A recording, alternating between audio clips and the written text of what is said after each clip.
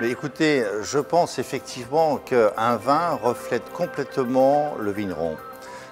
Nous sommes des artistes et c'est comme un cuisinier, comme un peintre, il s'exprime à travers son produit, à travers, en ce qui nous concerne, à travers le vin que l'on va produire et imprégner de nos envies, de nos caractéristiques, de toute notre force.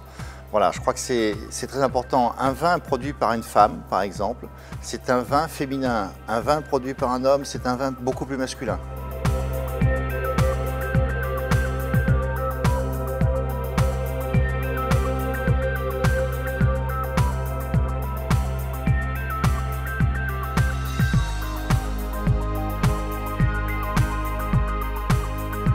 Abbiamo ripreso le degustazioni dopo la pausa estiva partendo proprio da un grande incontro con un piccolo territorio che è Bandol, un territorio francese che ha dimostrato proprio stasera di essere protagonista del vino mondiale.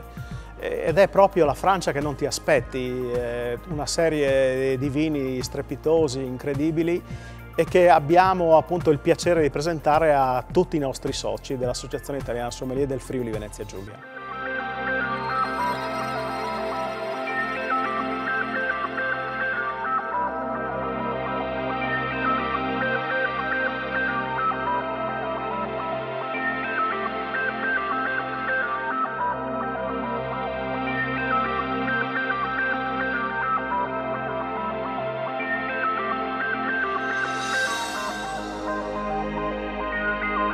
Ed è con grande piacere che questa sera l'AIS, delegazione di Udine, ha ospitato Éric Boisseau.